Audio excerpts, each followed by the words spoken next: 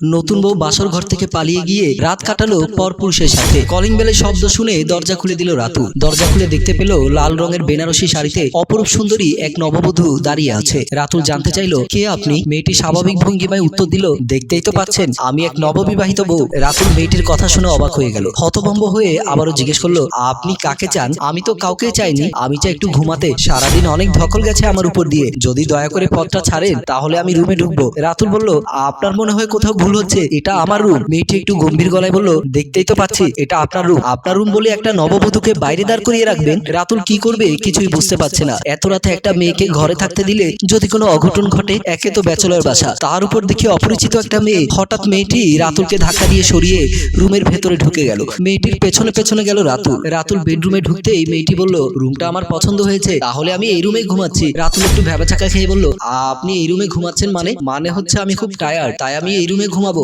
আপনি চাইলে আমার সাথে ঘুমাতে পারেন, আর না হলে ফ্লোরিং করে ঘুমিয়ে যান। আপনি কি বুঝতে পারছেন এটা একটা ব্যাচেলর বাসা? তাছাড়া আজ বাসায় কেউ নেই, যদি জানাজানি হয় আপনি এই বাসায় আছেন তাহলে আমার মান ইজ্জত তো যাবেই, সাথেই বাসাটাও ছাড়তে হবে। কি হবে না হবে সেটা পরে দেখা যাবে, এখন ঘুমানোর টাইম, আমাকে বিরক্ত না করলে খুশি হব। বলেই নববধূ খাটের একপাশে শুয়ে পড়লো। তার শোয়ার ভঙ্গিটা দেখে মনে হচ্ছে এই বেডরুমটা যেন তার নিজের বেডরুম। রাতুল কোনো উপায় না পেয়ে খাট থেকে একটা বালিশ নিয়ে রুম থেকে বের হয়ে গেল। সকালে রাতুল ঘুম থেকে উঠে সোফার উপরে বসলো। রাতুলের জীবনে কখনো সোফায় ঘুমায়নি, তাই পুরোপুরি ঘুম না হওয়ায় রাতুলের চোখ দুটি লাল হয়ে আছে। রাতুল চোখ ডলতে ডলতে সোফা থেকে উঠে বেডরুমের দিকে পা বাড়ালো। রাতুল বেডরুমে ঢুকে খাটের দিকে তাকিয়ে চমকে উঠে মেয়েটি খাটের উপরে নেই। রাতুল মেয়েটি রুমের চারিদিকে খুঁজতে লাগলো। হঠাৎ বাথরুম থেকে পানির শব্দ শুনতে পায় রাতুল। রাতুল বাথরুমের দিকে ছুটে যায়। বাথরুমের দরজা খুলে তাকায় রাতুল, দেখলো মেয়েটি অর্ধনগ্ন হয়ে গোসল করছে আর গুনগুন করে গান গাইছে। মেয়েটি ভেতর থেকে রাতুলের উপস্থিতি টের পেয়ে বলল, আমার হয়ে গেছে, জাস্ট 1 মিনিট ওয়েট করুন। আর হ্যাঁ, আপনাকে না বলে আপনার টি শার্টটা পরলাম, প্লিজ কিছু মনে করবেন না। রাতুল মনে মনে ভাবছে,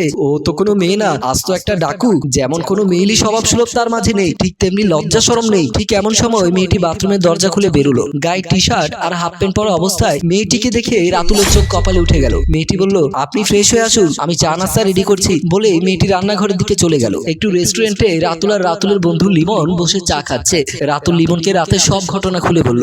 সবকিছু শুনে লিমন বলল, তুই মেয়েটাকে একটু সময় দে। সময় দেবো মানে? তুই কি বুঝতে পারছিস বাসার মালিক জানতে পারলে আমাকে বাসা থেকে বের করে দেবে। লিমন বলল, তোর বর্ণনা অনুযায়ী মেয়েটা তোকে বিপদে ফেলবে। আমার মতে তুই মেয়েটার সাথে রাগারাগি না করে মেয়েটার কাছে যাওয়ার চেষ্টা কর। কাছে যাওয়ার চেষ্টা করবো মানে? মেয়েটা তো আমার কাছে আছে। লিমন একটু উত্তেজিত হয়ে বলল, আরে শালা, এই কাছে সেই কাছে না, এই কাছের মানে হচ্ছে মনের কাছে। তারপর লিমন রাতুলকে সবকিছু বুঝিয়ে বলল। লিমনের কথা শুনে রাতুল বলল, তুই যেভাবে বলছিস ঠিক সেভাবেই হবে, এখন চল। বলেই তারা দুজন রেস্টুরেন্ট থেকে বের হয়ে গেল।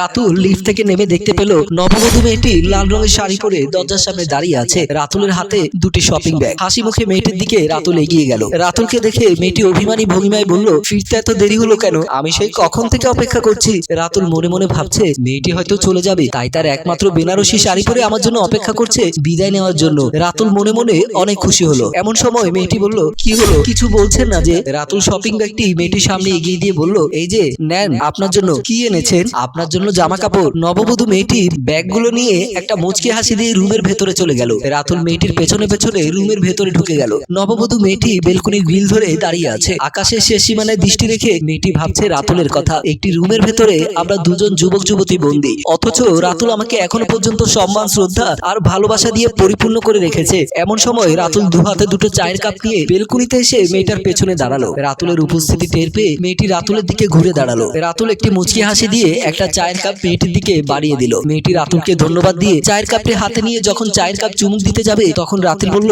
আপনার নামটা কিন্তু এখনো জানা হলো না। আমার নাম নাওয়া। বাহ, খুব চমৎকার নাম। মেয়েটি রাতুলকে ধন্যবাদ জানিয়ে চায়ের কাপে চুমুক দিল। রাতুল মেয়েটিকে আবারও জিজ্ঞেস করলো, আচ্ছা আপনার বাসা কোথায়, আর কেনই বা আপনি আমার বাসায় এসেছেন? তাছাড়া আপনি একটা যুবতী মেয়ে, আপনার বাসায় কি আপনাকে নিয়ে টেনশন করছে না? মেয়েটি রাতুলের দিকে তাকিয়ে বলল, আমি কোত্থেকে এসেছি কিংবা কেনই বা এসেছি আগে আপনাকে বলার দরকার ছিল। রাতুল বলল, যেহেতু আগে বলেননি তাহলে আজকে তো বলুন। মেয়েটি বলল, শুনতে চান? তাহলে শুনুন। আমি কলেজ থেকে ফিরে কলিং বেল টিপতে দরজা খুলে দিল আমার ছোট বোন জবা। আজ জবাকে দেখে খুবই আনন্দিত মনে হচ্ছে। আমি বললাম, কি রে জবা, তোর কি হয়েছে? তোকে আজ খুব খুশি দেখাচ্ছে। জবা বলল, আমার কিছু হয়নি, তোমার বিয়ের সম্বন্ধ এসেছে। জবার মুখে কথাটা শুনে আমার বুকের ভেতরে ধুপ করে উঠলো। আমি আর কিছু না বলে রুমের ভেতরে ঢুকে যাই। ড্রয়িং রুমের সামনে এসে দেখি আমার বাবা বসে গল্প করছে। বাবার পাশে বসে আছে ঘটক চাচা। হঠাৎ বাবার চোখ পড়ে আমার দিকে। আমাকে দেখে আমার বাবা শরীফ খান ডাক দেন, মা নাওয়া, এদিকে আয়, দেখ কারা এসেছে। আমি রুমে ঢুকে সালাম দেই। সালামের উত্তর উত্তর দিয়ে বলল, মেয়ে আমার পছন্দ হয়েছে, 2-1 দিনের ভেতরেই শুভ কাজটা সেরে ফেলতে চায়। তাই আমি আর সেখানে না দাঁড়িয়ে সরাসরি চলে যাই আমার রুমে। বইয়ের ব্যাগটা খাটের উপরে রেখে আমি শুয়ে পড়ি। দু চোখ বেয়ে জল পড়ছে,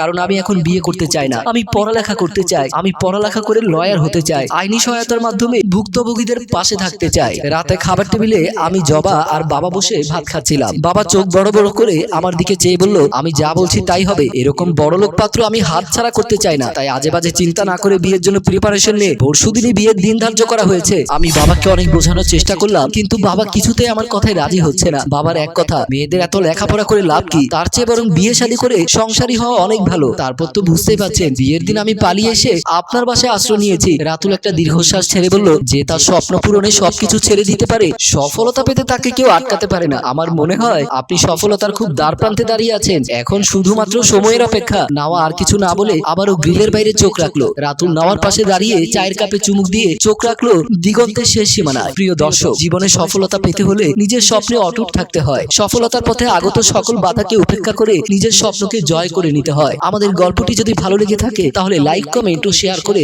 আমাদের সাথেই থাকবেন। ধন্যবাদ।